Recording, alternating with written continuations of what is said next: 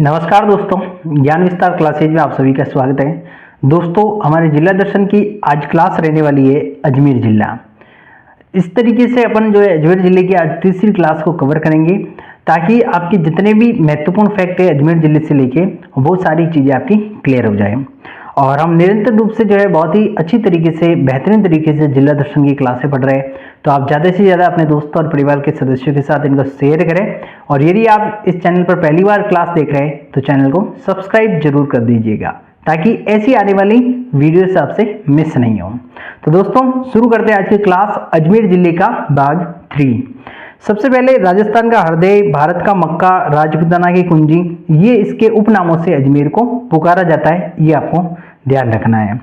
उसके बाद बात करें तो सबसे पहले राजस्थान में जो विभिन्न प्रकार की गायों की नस्लें पाई जाती है, तो उसी प्रकार से अजमेर क्षेत्र में यानी अजमेर जिले में सर्वाधिक गिर नस्ल की गाय पाई जाती है। ये आपको ध्यान रखना है कि अजमेर मेरवाड़ा क्षेत्र में किस प्रकार की गायों की नस्ल पाई जाती है, तो गिर गायों की नस्ल वहां पर पाई जाती है और जिन्हें अजमेरिया या रेंडा के नाम से भी जाना जाता है। यानी इस गिर नस्ल को अजमेरिया या रेंडा के नाम से भी जाना जाता है, ये भी आपको साथ में याद रखना है।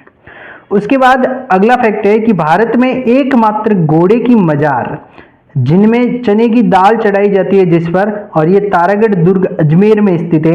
ये वेरी इंपॉर्टेंट फैक्ट है, बहुत बार क्वेश्चन एग्जाम में बना हुआ है कि भारत में एकमात्र कहां पर घोड़े की मजार है जहां पर चने की दाल चढ़ाई जाती है, तो आपको बता देना है तारागढ़ दुर्ग अजमेर में स्थित है घोड़े की मजार। उसके बाद नेक्स्ट बात करें हाथी भाटा, तो हाथी भाटा राजस्थान में अजमेर और टोंक में स्थित है। आपको ध्यान रखना है कि अजमेर में भी स्थित है और टोंक में भी हाथी भाटा स्थित है।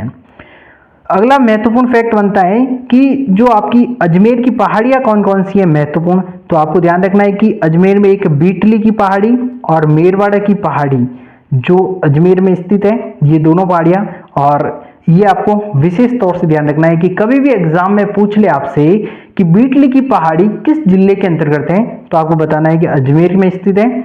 और मेरवाड़ा, अजमेर मेरवाड़ा आपको याद रह ही जाएगा कि मेरवाड़ा की पहाड़ियां कहां पर स्थित है, अजमेर जिले के अंतर्गत। उसके बाद बात करें, नोट लगा के लिखा हुआ है कि कुकरा की पहाड़ियां राजसमंद मेवाड़ तथा अजमेर मेरवाड़ा की सीमा का निर्धारण करती है। यानी कि जो राजसमंद और अजमेर की सीमा का निर्धारण करती है वो कौन सी पहाड़ी है, तो वो है कुकरा की पहाड़ी। तो ये भी इफेक्ट आपको ध्यान रखना है। नेक्स्ट आगे बात करते हैं, यहां पर दिया गया है किशनगढ़ चित्रशैली, तो आपको ध्यान रखना है कि किशनगढ़ चित्रशैली किस जिले के अंतर्गत है, तो अजमेर जिले के अंतर्गत आती है। और आपसे पूछ दे कभी भी एग्जाम में कि बणिठनी चित्र किस चित्र शैली का बना हुआ है, तो आपको सीधा सीधा बताना है किशनगढ़ चित्र शैली में बना हुआ चित्र है। अब बणिठनी कौन थी, तो आपको ध्यान रखना है कि किशनगढ़ रियासत के शासक हुआ करते थे सामंत सिंह, या उन्हीं को कहा जाता था नागरीदास। नाम बहुत इंपॉर्टेंट है, आपके एग्जाम में बहुत बार ऐसे क्वेश्चन बने हुए हैं कि सामंत सिंह अन्य किस नाम से विख्यात थे, तो आपको ध्यान रखना है कि नागरीदास के नाम से जाने जाते थे। तो चाहे नागरीदास आ जाए चाहे सामंत सिंह आ जाए, आपको ध्यान रखना है कि ये कहाँ के शासक हुआ करते थे, किशनगढ़ रियासत के। तो वहां पर इनकी प्रेमिका थी बणिठनी नाम से, तो उनका चित्र इन्होंने बनवाया था और ये चित्र बनाने वाला था निहालचंद, मोरध्वज निहालचंद था, उन्होंने ये चित्र बनाया था बणिठनी का। ये चित्र वर्तमान में अजमेर संग्रहालय में सुरक्षित रखा गया है और बणिठनी चित्र पर भारत सरकार के द्वारा डाक टिकट भी जारी किया गया है 1973 में, ये आपको ध्यान रखना है। उसके बाद अगला फैक्ट है मेयो कॉलेज। मेयो कॉलेज कहाँ पर है, ये डायरेक्ट क्वेश्चन बन जाए, तो आपको ध्यान रखना है ये अजमेर के अंतर्गत है और ये एक विद्यालय था। इसकी स्थापना 1875 ईस्वी में की गई। इसका उद्देश्य था राजस्थान में राजाओं तथा राजकुमारों को अंग्रेजी शिक्षा देना।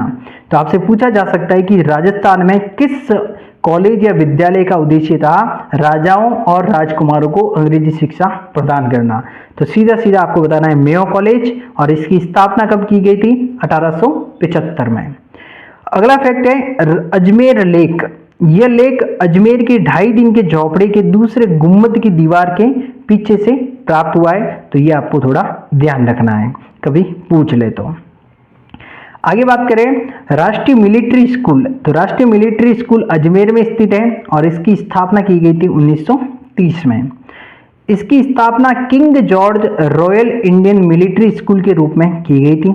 जब इसकी स्थापना की गई थी तब king George royal Indian military school के रूप में इसकी स्थापना हुई थी और वर्ष 1966 में इसे मिलिट्री स्कूल बनाया गया और वर्ष 2007 में राष्ट्रीय मिलिट्री स्कूल के नाम से इसका नाम कर दिया गया।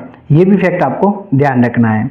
तो राष्ट्रीय मिलिट्री स्कूल कहाँ पर स्थित है? अजमेर में है। स्थापना 1930 में की गई और नाम परिवर्तन की बात कर दे तो राष्ट्रीय मिलिट्री स्कूल नाम जो है 2007 में इसका रखा गया।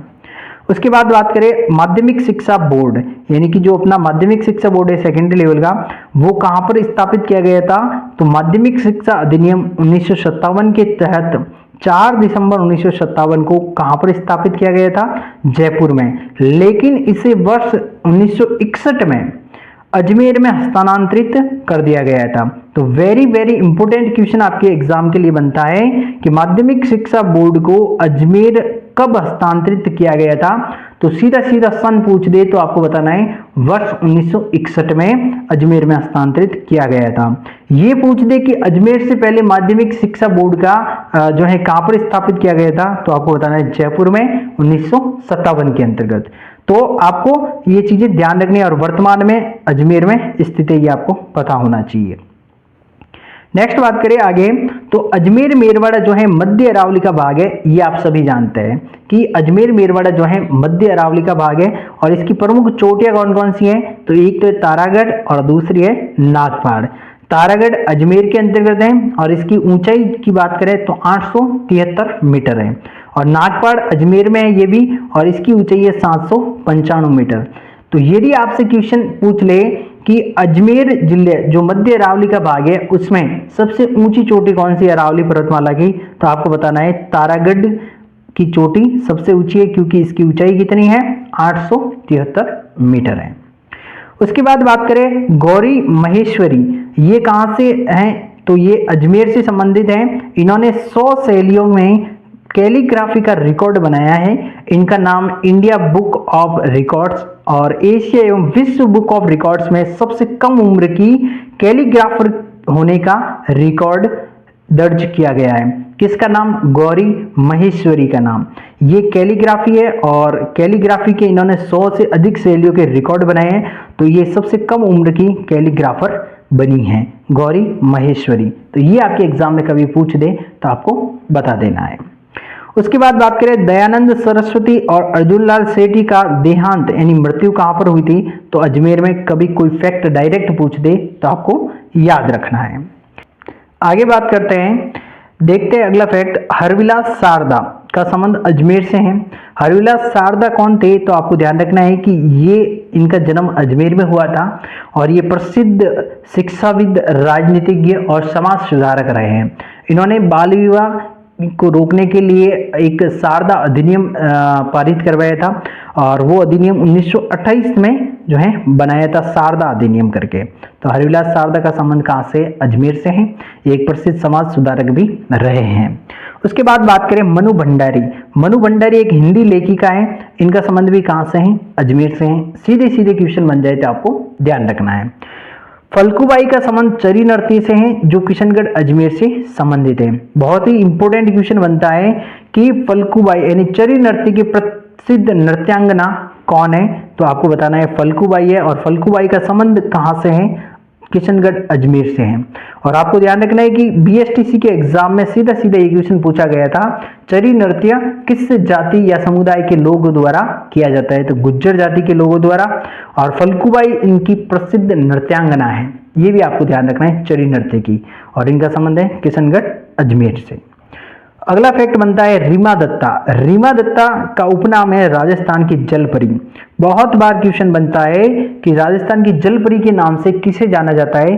तो रीमा दत्ता को जाना जाता है। इन्हें देश की सर्वश्रेष्ठ महिला तैराक घोषित किया गया है। यह तैराकी में अर्जुन पुरस्कार प्राप्त करने वाली देश की प्रथम महिला तैराक है। तो ये भी फैक्ट आपको ध्यान रखना है, बहुत ही इंपॉर्टेंट फैक्ट है। उसके बाद बात करें अरुणा रॉय। तो अरुणा रॉय जो है सूचना का अधिकार दिलाने वाली महिला थी और इनका संबंध तिलोनिया गांव अजमेर से रहा है। इन्होंने सूचना के अधिकार को दिलाने में बहुत ही महत्वपूर्ण भूमिका निभाई थी अरुणा रॉय ने। इनके बहुत ही भरसक प्रयास किया था इन्होंने। आगे बात करें सामाजिक कार्य एवं अनुसंधान केंद्र, तो इनकी स्थापना अरुणा रॉय के प्रयासों से तिलोनिया अजमेर में की गई थी। ये आपको ध्यान रखना इंपॉर्टेंट फैक्ट है कि सामाजिक कार्य एवं अनुसंधान केंद्र कहाँ पर स्थापित किया गया है, तो तिलोनिया अजमेर में स्थापित है और इसको स्थापित करने के लिए अरुणा राय ने बहुत ही प्रयास किए थे। फिर बात करें रूपनगढ़ नदी। रूपनगढ़ नदी का उद्गम हुआ था सलेमाबाद किशनगढ़ से की पहाड़ियों से। इस नदी के किनारे निम्बार्क संप्रदाय की पीठ स्थित है। तो आपको ध्यान रखना है कि पूछ दे एग्जाम में किस नदी के किनारे निम्बार्क संप्रदाय की पीठ स्थित है, तो आपको बताना है रूपनगढ़ नदी के किनारे। रूपनगढ़ नदी का उद्गम तो सलेमाबाद किशनगढ़ से पहाड़ियों से होता है। आगे बात करें नेक्स्ट, तो लूनी नदी। लूनी नदी का उद्गम नागपाड़ से होता है। इस नदी के उद्गम स्थल पर इसका नाम क्या रखा जाता है, सागरमती नदी। तथा सागरमती नदी एवं सरस्वती नदी अजमेर की गोविंदगढ़ नामक स्थान पर मिलती है और उस स्थान के बाद में इन नदी का नाम क्या पड़ जाता है, लूनी नदी हो जाता है। तो आपसे सीधा सीधा क्वेश्चन पूछ ले कि किन दो नदियों के मिलने से जो है लूनी नदी का निर्माण होता है या लूनी नदी निर्मित होती है, तो आपको बता दें सागरमती नदी और सरस्वती नदियों के मिलने से ये जो है लूनी नदी बनती है। फिर पूछ दे कि कहाँ पर मिलती है दोनों नदियाँ, तो आपको ध्यान रखना है गोविंदगढ़ में मिलती है अजमेर में, और उसके बाद से ये जो है लूनी नदी के नाम से जानी जाती है। ये भी फैक्ट आपको ध्यान रखना है। अगला महत्वपूर्ण फैक्ट है फॉय सागर झील। फॉय सागर झील कह दो, अन्ना सागर झील कह दो, ये दोनों झीलें अजमेर में स्थित है और ये झील बांडी नदी के किनारे स्थित है। इस झील में पानी की अधिक मात्रा होने पर पानी अन्ना सागर झील में चला जाता है। तो आपको इंपॉर्टेंट फैक्ट के तौर पे याद रखना है कि अन्ना सागर झील पूछ दे आपसे या फॉय सागर झील पूछ दे तो दोनों झीलें किस जिले में स्थित है, तो अजमेर में स्थित है। ये आपको ध्यान रखना है। तो दोस्तों आज की क्लास आपको कैसी लगी है कमेंट करके जरूर बताइएगा। अजमेर जिले से रिलेटेड जितने भी महत्वपूर्ण फैक्ट हो सकते हैं वो सारे हमने अजमेर जिले की 3 जिला दर्शन की क्लासें अलग अलग पार्ट में अपन ने कवर किया है और जितने भी महत्वपूर्ण फैक्ट हैं वो सारे यहाँ पर कवर करने के प्रयास किए हैं। तो ज़्यादा से ज़्यादा आप इस क्लास को शेयर करें और क्लास कैसी रही ये जरूर कमेंट करके बताइएगा। और बहुत ही अच्छी प्रैक्टिस के लिए यदि आप राजस्थान की किसी भी कंपटीशन एग्जाम की तैयारी कर रहे हैं तो जिला दर्शन की टेस्ट सीरीज हमने बनाई है जो मात्र 99 रुपीज़ में है लॉन्चिंग ऑफर के साथ। इसमें आपको लगभग 2000 से 2500 क्वेश्चन अभ्यास करने के लिए मिलेंगे, साथ ही 60+ टेस्ट रहेंगे। इसमें सभी टेस्ट व्याख्या सहित है और उसमें टाइमर भी रहेगा, आप अपनी रैंक भी देख सकते हैं और नेगेटिव मार्किंग का ऑप्शन भी रहेगा।